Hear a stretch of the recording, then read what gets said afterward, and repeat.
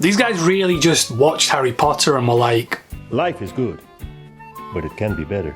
Studio Trigger's 2017 anime Little Witch Academia is a fantasy series created by Yoshinari, which follows Ako Kagari, a new student at the prestigious Lunanova Magical Academy. Inspired by her hero Shiny Chariot, Ako dreams of becoming a witch who can dazzle the world and bring a smile to people's faces. The only issue being that Ako can't really do magic.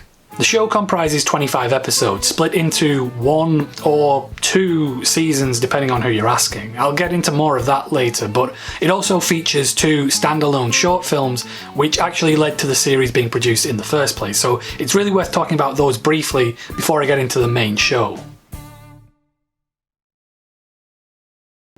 The original OVA, simply titled Little Witch Academia, was released in 2013, and for me it is the franchise at its absolute purest. It introduces Ako and the world she's discovering, her friends, her mentors, her rivals, and tells a story packed with action, adventure, mystery and comedy, all tightly bound within a 26-minute runtime. The short is perfectly compact, making you feel instantly at home with the characters and the setting, and telling a story which feels like an entire season of TV in a single sitting. With expert pacing, they pull off so much in such a short amount of time, and as a proof of concept you can't really ask for better execution. The popularity of that original OVA led to a Kickstarter campaign to fund a sequel. 2015's Little Witch Academia Enchanted Parade runs for 52 minutes, and rather than acclimatising the audience to the world of witches, it focuses more on their relationship with the non-magic public. At twice the length of the original, you're not getting quite as much bang for your buck. Enchanted Parade isn't as tightly structured as the first one, and it is stretching the premise a little bit, but it's still fun and introduces some new characters to build the setting up.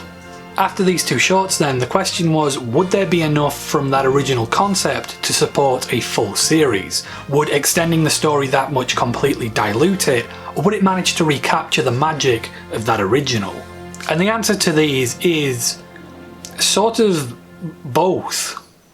I mentioned before how the series was either 1 or 2 seasons depending on your source, and the reason for that is, in Japan, the show ran for 25 consecutive weeks, 1 episode after the next, from January to June. Initially I didn't make much of it. Netflix has been known to divide shows into shorter seasons to satisfy our algorithm viewer retention overlords, but having seen the show now, the way that Netflix does split things up does make a bit more sense.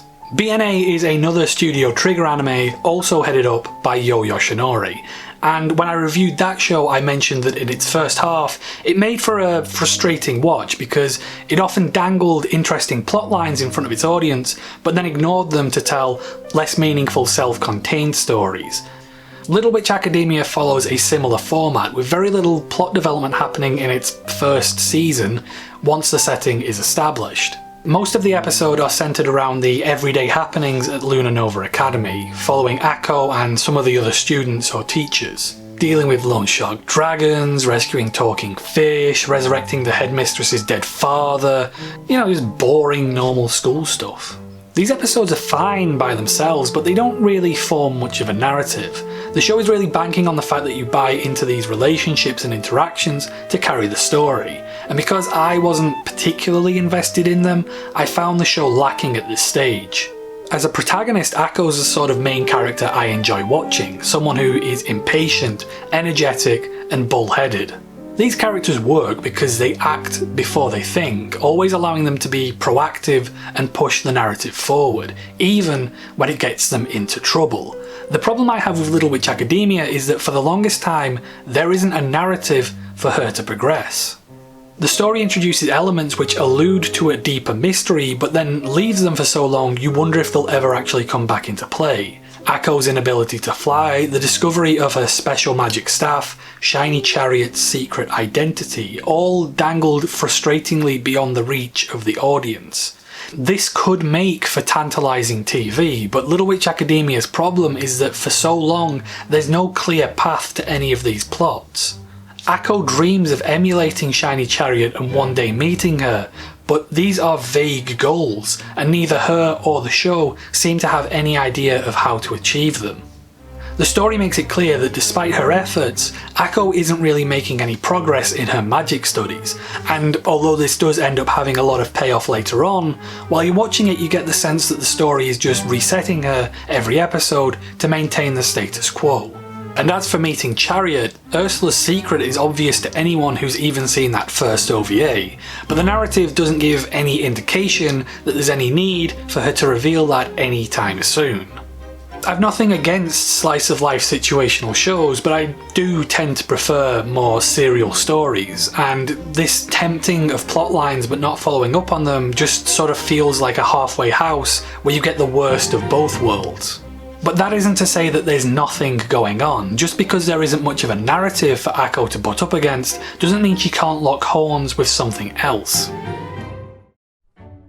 The series does a good job of showing her shaking up the stuffy old establishment that is Luna Nova, and while the school staff may view her unconventional approaches to witchery with derision, we understand her to be the breath of fresh air that the place sorely needs. Alongside Akko are her roommates and fast friends Lotta and Suchi, and while I did find them to be a little bit one-dimensional for my tastes, Lotta's meekness and Suchi's sharp tongue serve as excellent comedic contrasts to Akko's overconfident exuberance, and the show gets the most out of these two during these quieter periods of its run. Other faces include Andrew Hanbridge, a boy who acts as an audience surrogate for what it would be like for a normal person to visit Luna Nova. He's just like us, he's non-magical, he's born into the nobility, his dad is a millionaire politician. So relatable. Ursula is the Academy's youngest teacher and forms a close personal bond with Akko, becoming her unofficial mentor while trying to keep her true identity hidden. It is a genuinely sweet relationship, as Ursula is kind and patient towards Akko, even as she struggles with the most basic spells. Then there's Diana Cavendish, who is unironically just Rule 63 Malfoy. Diana is an aristocratic prodigy from a proud and noble house, burdened with upholding Luna Nova's traditions and quickly dismissing Akko's childish dreams. Quick aside, there's a show called The Owl House which I've seen enough to get the gist of, and fans of that show regularly reference Akko and Diana in comparison to the Owl House characters Luz and Amity, and yeah, it's fair to say there's a few parallels.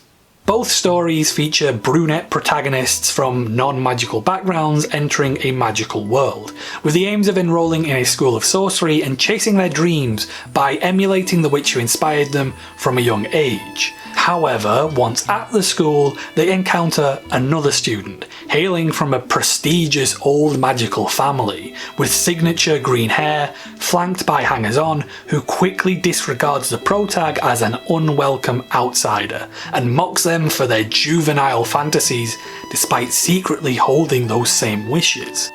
This is set up as a tropey school rival cliche, however, in both cases, the antagonist quickly develops a begrudging admiration for the hero, which eventually develops into a genuine fondness. Cliches and Harry Potter aside, it's pretty obvious that Owl House is doing some wholesale lifting from Little Witch Academia. When I saw the Owl House, I felt that some of the changes in Luz and Amity's relationship were a bit rushed, and just assumed that Little Witch Academia must have been the place that did them first and did them right. But now that I've seen it, I'm not so sure.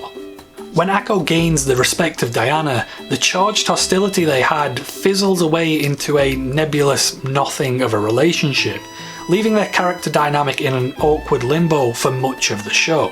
Akko still believes them to be rivals, but Diana no longer really dislikes her. But she doesn't like her either, and she's not really conflicted about this, she just genuinely doesn't care. And it's a little bit of an awkward relationship for two of your major characters to have. Luckily though, this and a lot of the other hesitations I have about Little Witch Academia do get cleared up in the second half of the show, which is maybe why Netflix split it up the way that they did. Well, that and the theme song changes after episode 13, so that might have been a giveaway, might have influenced things, I don't know. Season 2 quickly introduces Professor Kra, a character who essentially changes the entire show. For the first time, the show has an actual villain, someone who poses a substantial threat and has a plan to deliver it, as she threatens to ignite a war and harvest the suffering to fuel her magical abilities. When Ursula recognises that threat and tells Akko about the 7 lost spells she needs to activate in order to become a witch who can change the world and stop Kra, for the first time Akko has a plot that she can progress, with a finite set of goals in order to chart that progress. Suddenly, the show is injected with so much more impetus. With the deadline looming, characters' actions are given momentum, and there are things at risk, stakes for the audience to care about.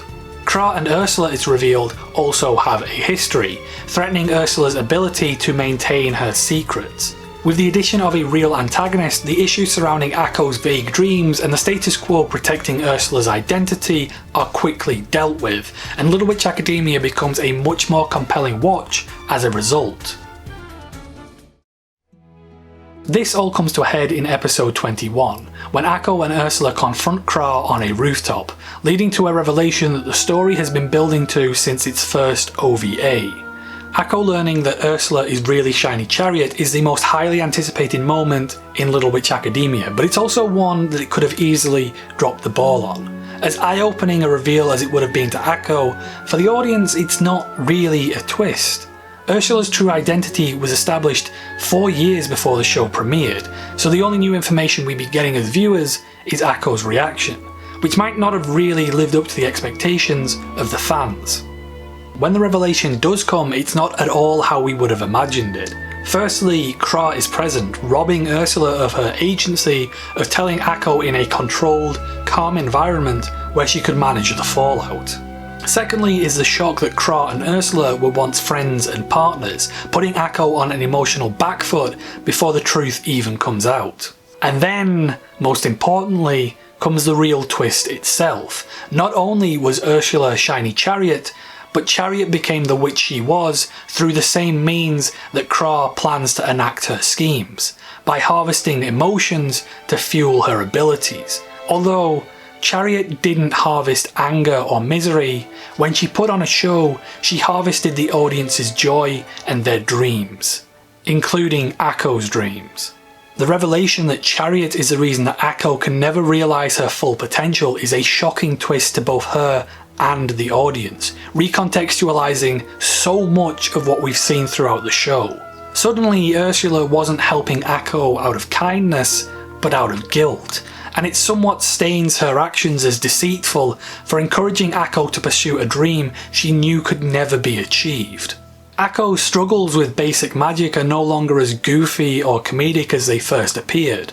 They now show how she was cruelly robbed of her own natural abilities. The whole thing becomes a twisted self-fulfilling prophecy, with Akko being both inspired and wounded by Chariot, being told to believe in her magic the moment it's being stolen from her, and turning her entire life into a tragic fool's errand. The show cleverly puts us in Akko's shoes by building up this anticipation of her meeting Chariot as the one thing she's always dreamed of, and then subverts her expectations alongside ours. That's how you pull off a really great twist, as we feel the gut punch of emotions she's put through as we head into our final 5 episodes. For me, those last 5 episodes are the strongest in the series, building on everything the show has promised and ramping those elements up as we race towards the conclusion. Those final chapters feel very Trigger, with the final mission being to chase down a demonically possessed nuclear warhead in order to prevent a war breaking out over a football match. But amongst all the bombast, the show never loses sight of its characters. Once it's able to develop beyond that awkward nothingness, the relationship between Akko and Diana blossoms into a meaningful friendship, and is given added weight when the show draws parallels between them and Ursula and Kra. As for Ursula herself, we get a brilliant scene where Akko reconciles her perspectives on her mentor and her idol, talking to Ursula as though she's meeting Chariot for the first time, unleashing a lifetime of pent-up admiration all at once just to get it out of her system. Despite the circumstances, despite knowing that Chariot handicapped her, Akko doesn't let that steal this moment which she has dreamed her whole life of away from her. And right then, it's everything Ursula needs to hear as well. Everyone's character arcs wrap up nicely. even Andrew Hanbridge. It is the best paced run of the series and the closest it ever gets to capturing the magic of that initial OVA.